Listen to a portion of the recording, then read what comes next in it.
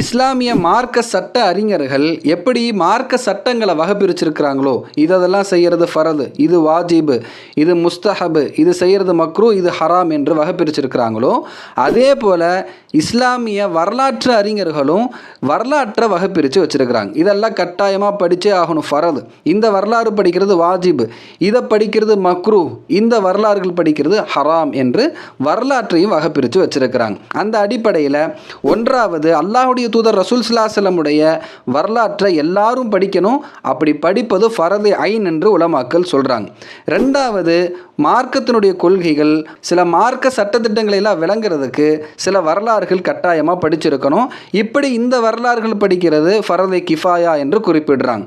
மூன்றாவது உலமாக்கள் ஆரிஃபீன்கள் அல்லாஹுடைய தூதர் ரசூல் ஸல்லல்லாஹு அலைஹி வஸல்லமுடைய வரலாற்றை மனனம் செய்வது வாஜிப் என்று குறிப்பிட்டிருக்கிறாங்க.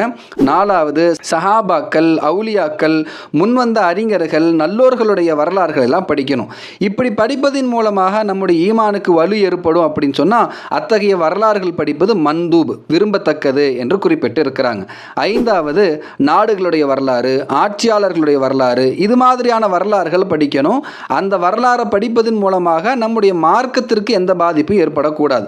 அப்படியான வரலாறுகளை படிப்பது முபாஹ், அதாவது அதை படிக்கிறதுனால எந்த நன்மையும் இல்லை, விட்டுட்டோம் அப்படின்னா எந்த தீமையும் கிடையாது. இப்படியான வரலாறுகள் படிப்பது முபாஹ் என்று குறிப்பிட்டிருக்காங்க.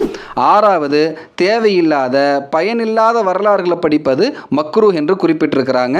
ஏழாவது காதல் காவியங்கள், நாவல்கள், பாவிகளுடைய வரலாறு, அநியாயக்காரர்களுடைய வரலாறு, இஸ்லாமிய மார்க்க கொள்கைக்கு எதிராக இருக்கக்கூடியவர்களுடைய வரலாறுகளை எல்லாம் படிப்பதை இஸ்லாமிய அறிஞர் பெருமக்கள் ஹராம் என்று குறிப்பிட்டிருக்காங்க. இப்படி வரலாற்றையும் இஸ்லாமிய பேரறிஞர்கள் வகை பிரிச்சிருக்கிறாங்க. நாம் தொடர்ந்து வரலாற்றை பற்றி பேசுவோம். அஸ்ஸலாமு அலைக்கும் வரஹ்மத்துல்லாஹி வபரகாத்துஹு.